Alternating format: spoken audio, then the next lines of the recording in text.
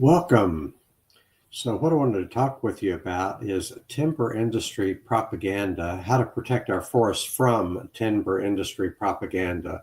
The idea is that our forests are under assault, and the main weapon that is used against our forest is words, because they have to use words to deceive us into uh, they have to conceal the real situation. So what we have to do is separate the rhetoric from the reality and separate the truth from the clever fictions we are told.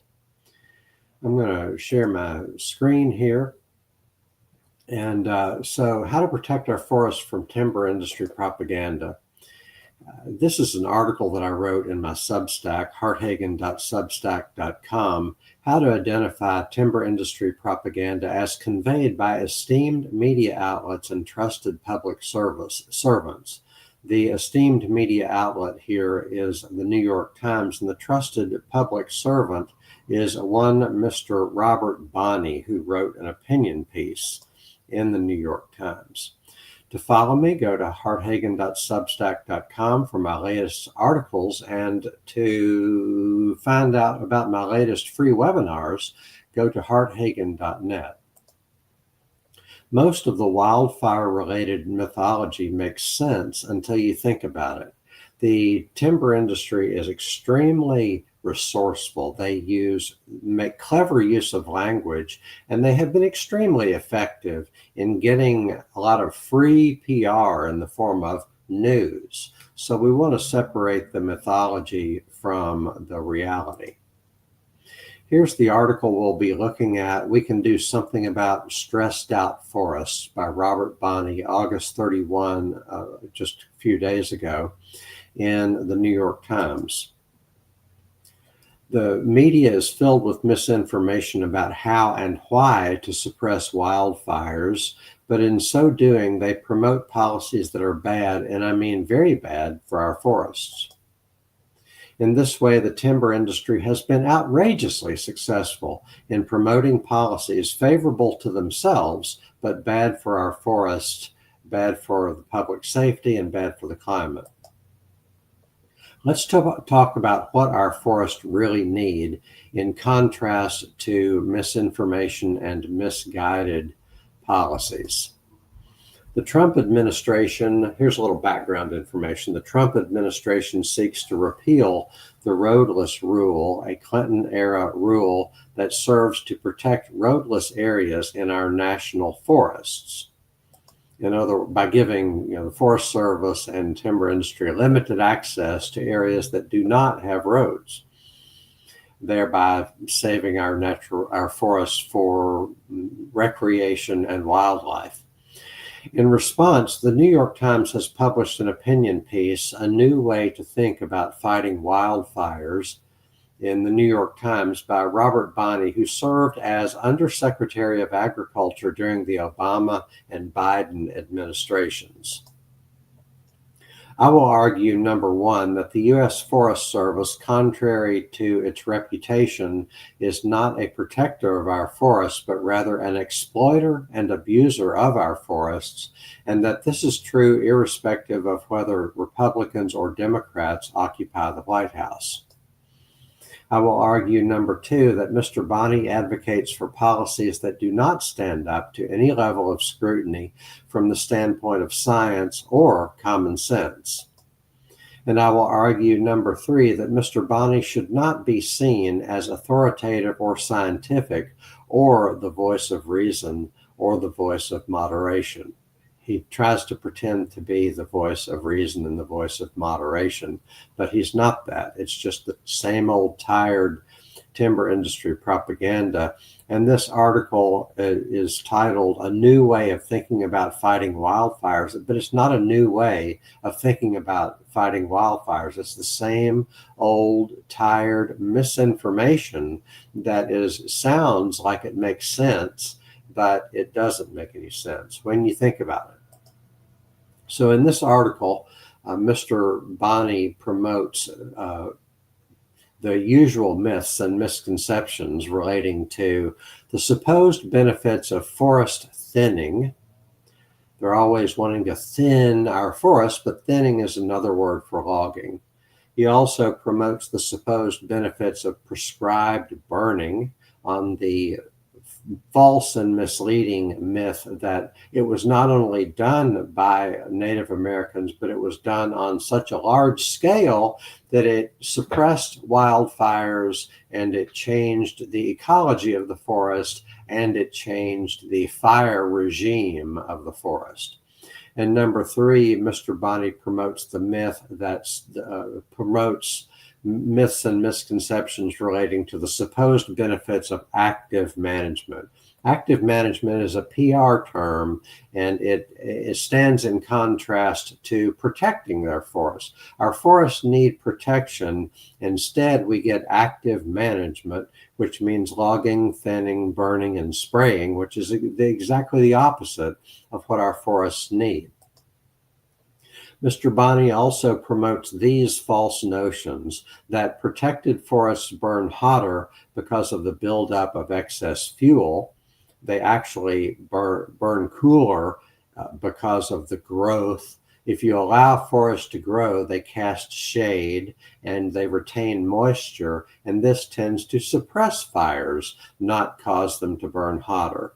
Mr. Bonney also promotes the notion that wildfires are a threat to forest health instead of merely a threat to human safety, which is a different problem with different solutions. We need to distinguish between forest health and human safety, that we're not going to save our forest from wildfires because wildfires are inevitable and they're also good for our forests. So let's stop pretending to protect our forests from wildfires. And number three, Mr. Bonney promotes the notion that suppressing wildfires in the wildlands is a legitimate strategy for protecting people and property.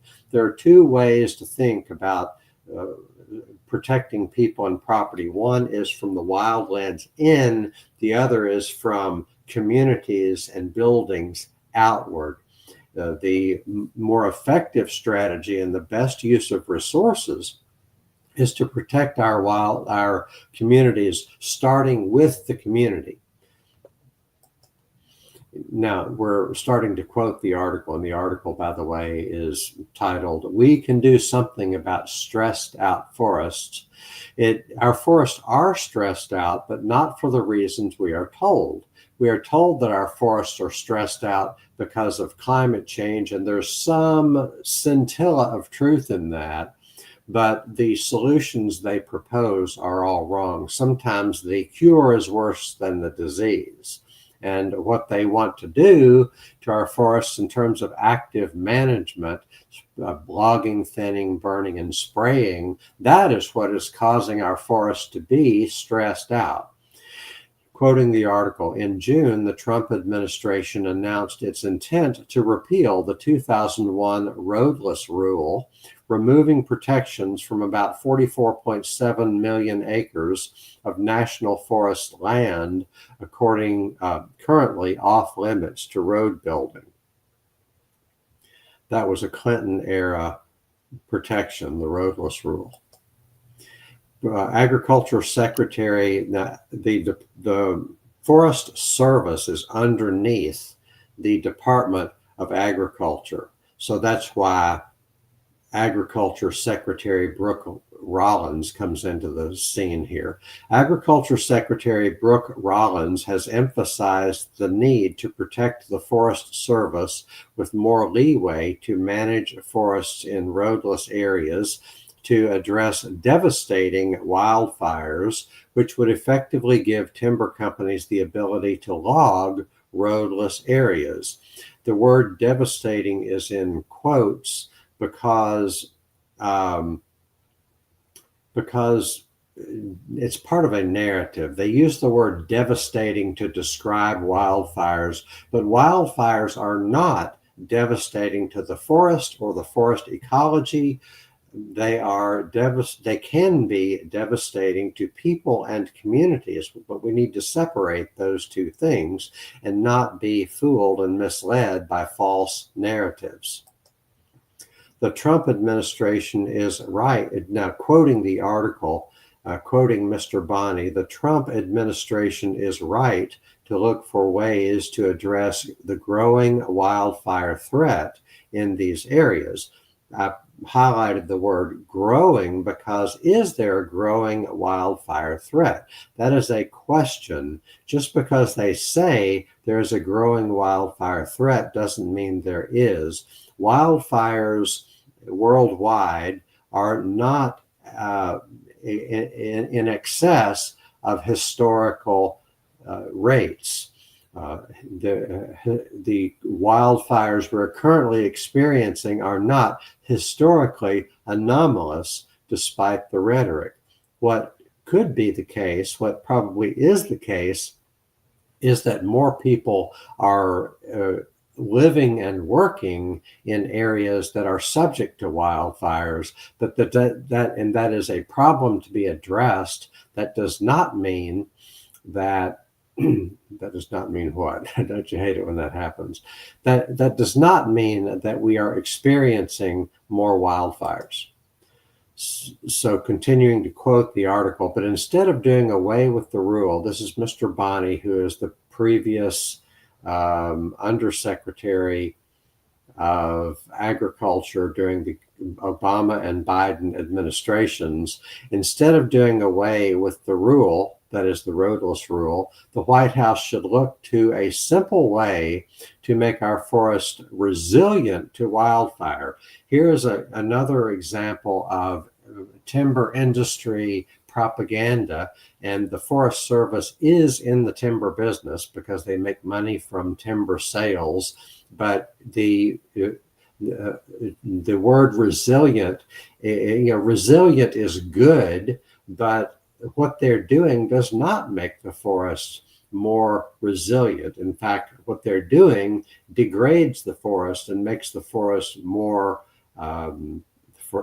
fragile.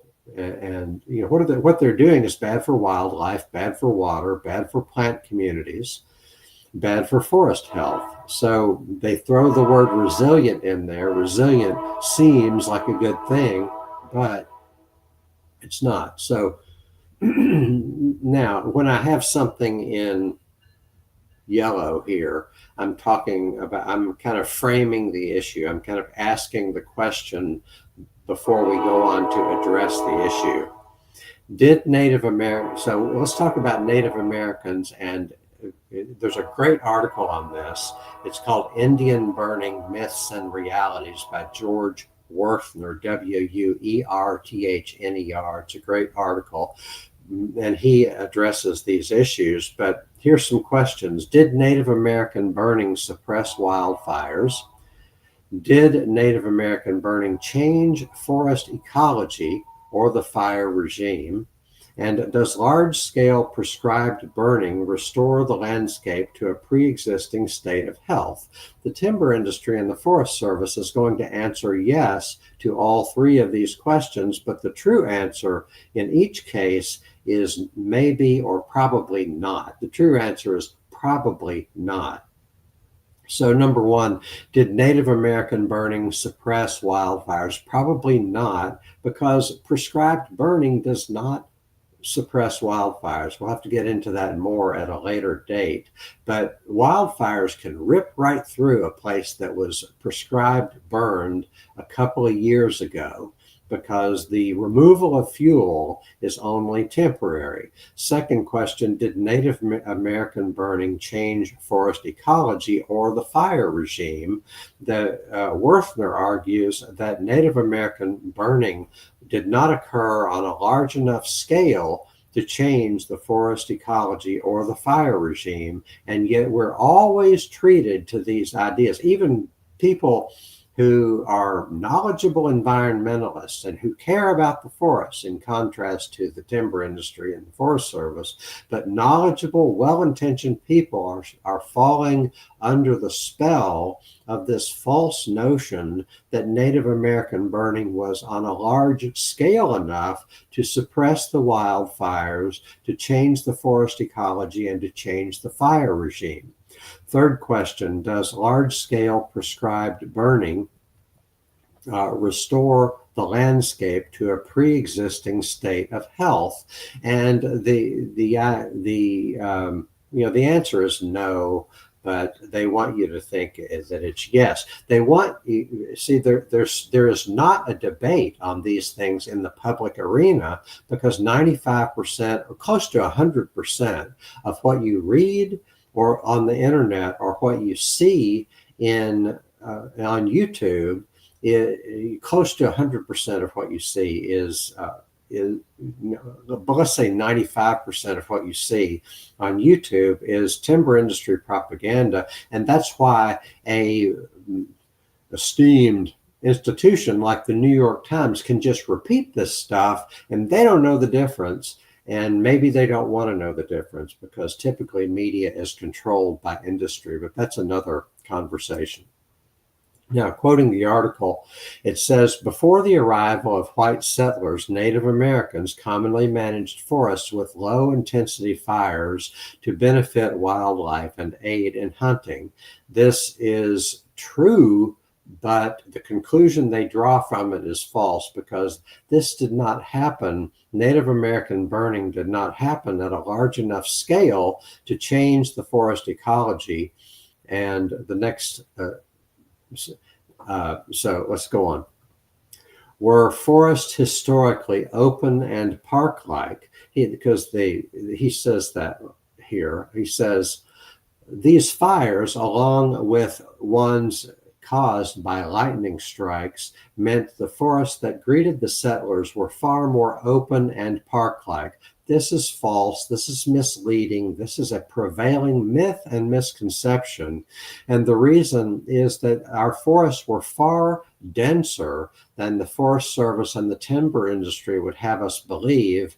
I refer to the book Smokescreen by Chad Hansen, which is an excellent book. There's lots of good articles, of course, on these subjects, written by independent people who are not going to lie to you. But the single best book that I know, it's very current, very well researched, very well written, is Smokescreen by Chad Hansen, debunking wildfire myths to save our forests and our climate. But in that book, Hansen tells the story about going to the National Archives in San Bruno, California, and looking at the original records from 100 years ago when the Forest Service was doing this research, and finding that the forests were actually much more dense, possibly 7 times more dense than they are now. So it is a timber industry myth that says our forests used to be much thinner than they are now. Therefore, in order to restore them to their previous state of health, we have to go in and thin them and log them. Logging is never a restorative process, and thinning is never a restorative process, because logging and thinning are the same thing, even though they want you to think it's different. So let's talk about the hazardous fuel narrative. Are today's forests more dense? That's what I've been talking about. And is a dense forest more fire prone? So the second question, the second item here, are today's forests more dense? Are they more dense than they were historically? The answer is no. Therefore, and is a more dense forest more fire prone? Mr. Bonney in this article says, beginning in the early 20th century, the Forest Service waged a campaign to stamp out all wildfires, even small ones that might improve the health of the forest. The result is that forests today are far more dense and fire prone. So that's what they want us to believe. This is almost all you ever hear when you read even the scientific literature, because the scientific literature is promulgated and developed in an environment where the industry dominates the development of scientific literature. But anyway, let's talk about whether does forest protection increase fire severity? This is the same as, a protected forest is going to be more dense. So that's why we went suddenly from density and flammability to forest protection and fire severity. Let's talk about that. Hansen and colleagues addressed this misconception in this study. Does increased forest protection correspond to higher fire severity in frequent fire forests in the western United States? And that's a study. You can type in that search term and find that article. And the conclusion is that increased forest protection corresponds to lower fire severity. When we protect our forests, they become more dense, more moist, and therefore less fire prone, which is exactly the opposite of the prevailing mythology that says our forests grew and grew and grew, fire was suppressed, and there's all this fuel. What they never tell you is that fuel can be either wet or dry. Try burning a wet log. Try burning wet wood. We have to, if you want firewood, you have to cut down the tree. You have to split the log, and you have to when you split the log, that means the log dries out, but you have to make sure to keep that firewood dry. You have to cover it with a tarp or put it indoors. You don't want your firewood to get wet. And so just because you have wood does not mean it's fuel. It makes all the difference in the world, whether it's wet or dry. And that's why protected forests, they tend to be less flammable because they cast shade. They create a cool, moist environment, which is less flammable, not more. So that's right here. I say a dense forest contains more moisture, which is just what I've been talking about. Does climate change make fires burn bigger, hotter, and deadlier? So Mr. Bonney is going to assert that climate change makes fires burn bigger, hotter, and deadlier. And the answer is yes, but what are you going to do about it? If this is a bad thing, what are we going to do about it? And bigger, hotter, and deadlier. So we'll talk about, let's remember to not confuse the health of the forest with protecting people and communities. Just because fires burn, fires are going to burn. There will never be a time when we have less, or there'll never be a time when we don't have fire on a regular, consistent basis. Fire is part of nature. But we need to allow fires to burn in nature while protecting people and communities from fires. And the way we do that is to not misallocate resources. We're misallocating resources to suppressing fires wherever they occur, instead of making sure people and communities have, buildings and structures that are less flammable, and where there is evacuation assistance and evacuation planning, instead of misallocating resources to these heroic but misguided efforts to suppress all the fires in the wildlands. So Mr. Bonney writes, with accelerating climate change, forests dry out faster and burn bigger, hotter, and deadlier. It is true that weather and climate affect the flammability of a forest. It does not follow that. Well, let's go on to the next one. Does thinning equal ecological restoration? I'm sorry. I know it seems like I'm skipping around a lot, but this is a brand new slideshow to me. I just made it yesterday, and in future iterations, it'll be more smoother, more relaxed, and that'll be a better learning experience. But thanks for joining me. Does thinning equal ecological restoration? What they want you to think is that forest thinning, which is logging, when they do thinning, they're logging. When they do thinning, they make it sound like they're thinning out the smaller trees, but actually they're taking down the bigger trees. Therefore, they are logging. And logging is never ecological restoration. So the article says the Trump administration could update the rule to permit temporary roads in roadless areas that are near neighborhoods in the wildland-urban interface to allow for forest thinning and other ecological restoration. The highlighted area, the bold words, that's what I wanted to point you to. Forest thinning and other ecological restoration. It's just kind of slipping it in there, making it, wanting us to assume without proving a damn thing that forest thinning is ecological restoration. But forest thinning is not ecological restoration. It requires heavy equipment. You're bringing in heavy equipment. You're removing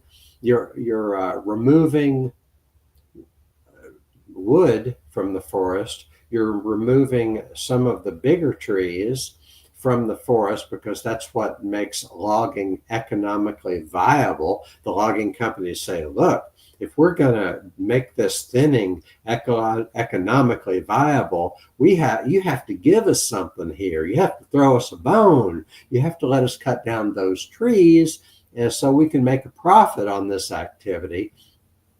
So it is logging, but they call it thinning, and it is not ecological restoration. Several points in response that I've already talked, some of them I've already talked about. Forest thinning is another word for logging. Logging is not ecological restoration.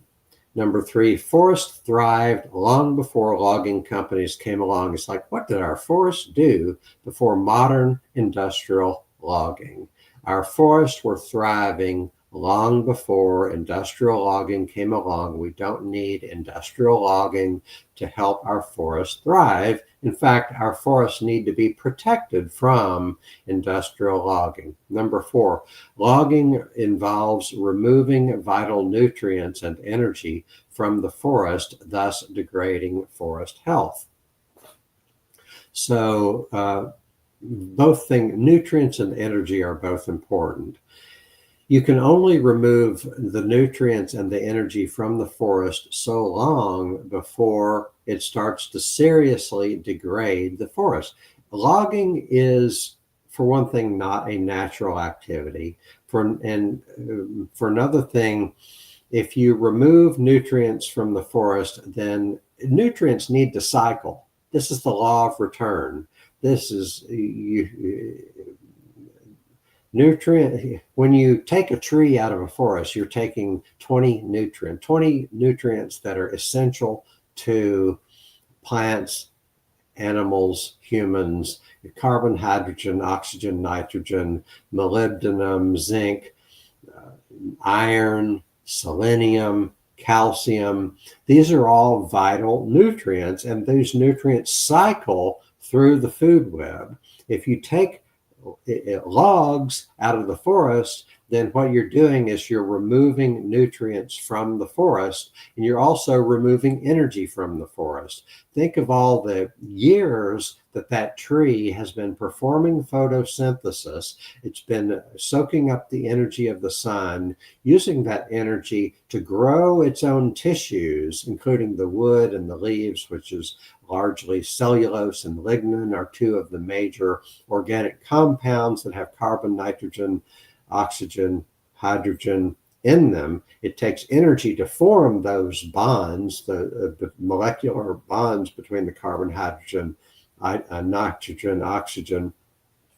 And then when the tree dies naturally, then decomposers from bacteria and fungi to beetles, they eat these nutrients, and they become part of the food web, and that is how the forest stays healthy. But when you and these decomposers consume energy, you and I can't come along and consume the wood of a tree or even a leaf of a tree. Some animals can do it. Cows can eat the leaves of a tree, but it takes bacteria, fungi, and certain beetles and certain other things to consume that wood, and then they send that energy and those nutrients into the food web. You're kneecapping the food web when you remove all of that wood from the forest. But Mr. Bonney and the New York Times and the Forest Service and the timber industry want us to think this is a healthy process. Number 5, logging involves heavy equipment that compacts and degrades the soil. Is public input really a safeguard protecting the forest from industry, and are they following the best available science? Mr. Bonney wants us to believe that public input is a safeguard and that land managers are compelled to follow the best available science. And by land managers, he's talking about mainly public employees that are in charge of managing the land. Mr. Bonney is a creature of the forest, but anyway, let's go to the next one. Is Mr. Bonney a creature of the Forest Service or a creature of the forest or a creature of the Forest Service? Here's what I mean by that. He begins his piece with scenes of pristine wilderness, and here it is. So he began this entire opinion piece that we've been drawing from. Here's how he chooses to begin. And it's good PR and it's good rhetoric. When some friends and I ventured into Wyoming's Shoshone National Forest near Yellowstone National Park this month, we found spectacular mountain scenery, elk and grizzly bears happily gorging themselves on moths that feed on alpine flowers. So he wants you to think that he's a creature of the forest, that he and his friends are just enjoying nature. And I say, this is good PR, good marketing, and good rhetoric. Mr. Bonney is positioning himself as an earthy nature lover, enjoying the wilderness with friends. But he seriously undermines his credibility throughout this article.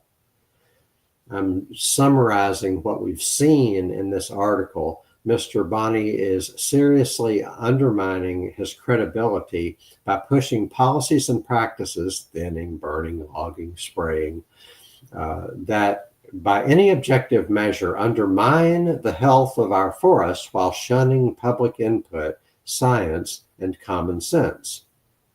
At the end of the day, Mr. Bonney is a creature of the Forest Service, which lies professionally about what our forests need and what and how to prevent wildfires.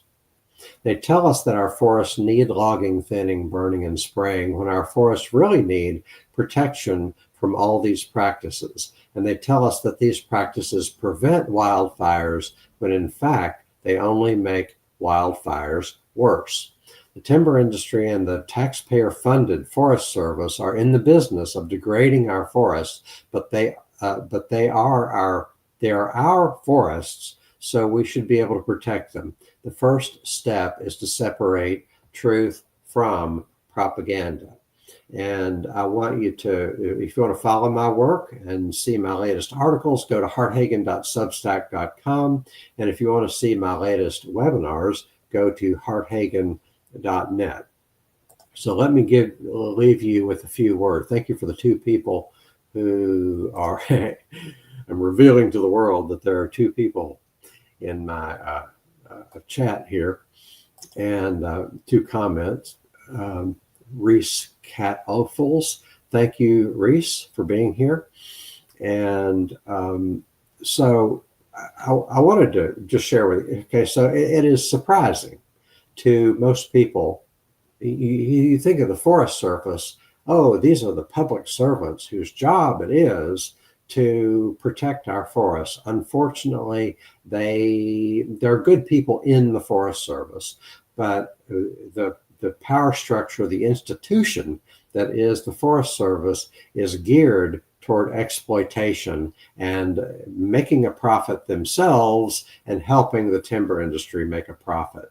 As such, part of business in America and worldwide, but especially in America, part of business is propaganda.